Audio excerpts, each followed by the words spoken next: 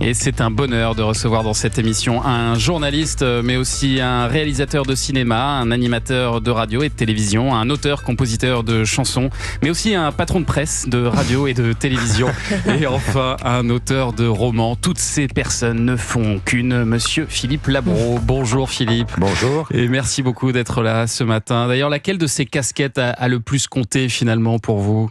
Toutes comptent. Toutes ? Oui, elles sont toutes liées par la même chose, qui est l'amour du mot, l'amour de la communication, l'envie d'être connu, de se faire reconnaître, de s'exprimer, de raconter une époque, d'assouvir mon désir éperdu de reconnaissance, et surtout d'aimer et de comprendre les autres, et de les décrire.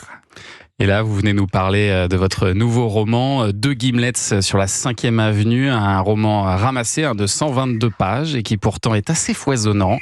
Il commence en 1961 à Paris et puis nous emmène à New York en 2001. Alors c'est l'histoire d'un rendez-vous manqué en fait entre Lucas et Elisabeth, la vingtaine. Lui immature, maladroit, elle libre et frondeuse. Elle le quitte à Paris en 1961 parce que même s'ils se sont aimés, elle en peut plus de Lucas. Et c'est vrai qu'il est pénible ce garçon. Il est très pénible, oui. Oui, mais je le trouve attendrissant et émouvant, parce que cette pénibilité, c'est parce qu'en fait, il dissimule sa timidité et ses complexes. Et quand on dissimule sa propre timidité, on en fait trop dans la provocation. Donc, il est en devenir, ce garçon. Donc, il faut l'aimer quand même. Il y a forcément un peu de vous dans ce personnage. J'étais pas aussi con que ça. Mais timide peut-être. Oui, timide, et donc je dissimulais avec beaucoup d'insolence et d'arrogance. Mais j'étais déjà un petit peu dans le métier. D'ailleurs, j'ai débuté chez vous, mes enfants. Bien sûr, on va en parler tout à l'heure, évidemment. Vous avez commencé à Europe numéro 1. Et alors, ces deux-là, ils vont se retrouver 40 ans plus tard à New York, et c'est Lucas qui commande un gimlet. Je connaissais pas ce cocktail, pas fou sur le papier, du gin et du citron vert. Je sais pas si vous avez déjà testé, mais ça doit être pas mal, efficace. Voilà. Mais lui, il en prend parce qu'il pense que ça impressionne les gens, c'est ça ? Non, il en prend aussi par référence à Raymond Chandler, parce que un des héros d'un bouquin de Chandler boit du gimlet. Et puis aussi parce qu'il veut étaler sa connaissance, car vous ne le savez pas, et je ne le savais pas non plus, le gimlet est inventé par un amiral de la navire britannique au XVIIIe siècle, et il faisait boire du citron très fort à ses soldats pour ne pas succomber au scorbut. Et comme le citron était un peu trop violent, il rajoutait du gin. Oui, ça désinfecte, c'est sûr. C'est parfait ça. Ça fait un gimlet. Voilà, avec modération, bien sûr. Et alors, Elisabeth et Lucas, ils se sont perdus de vue pendant 40 ans, et ils ont eu leur vie chacun de leur côté, et ils vont en raconter des bribes. Alors, c'est surtout le monde et son évolution que vous racontez à travers leurs trajectoires respectives. Ce sont tous les événements dont vous avez été témoin, Philippe Labro.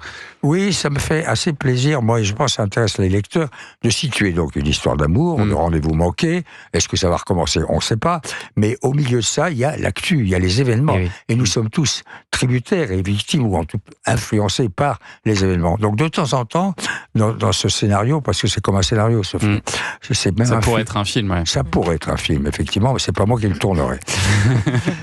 Je mets des éphémérides. Qu'est-ce qui se passait à cette époque-là ? Le Concorde qui s'envole dans les années 60, évidemment la tour de Manhattan plusieurs années après. Donc je pense que faire marier l'actualité qui sert de fond de décor et nous rappelle à nous où nous étions et ce que nous faisions, parallèlement avec la petite histoire de ces deux personnages qui se retrouvent, qui se racontent leur vie, c'est ça que j'ai essayé de faire pour faire en sorte de ne jamais lâcher l'attention du lecteur et de la lectrice. Et ça fonctionne, je vous rassure Philippe, vos personnages effectivement ils se recroisent alors juste 2 mois après le 11 septembre 2001, à l'attentat des tours jumelles de New York. Dans votre livre, vous l'évoquez sous le mot de viol. Vous avez déclaré d'ailleurs récemment dans une interview, c'est le jour où l'Amérique a été violée. C'est vraiment ce qu'ont ressenti pour vous les Américains ce jour-là ?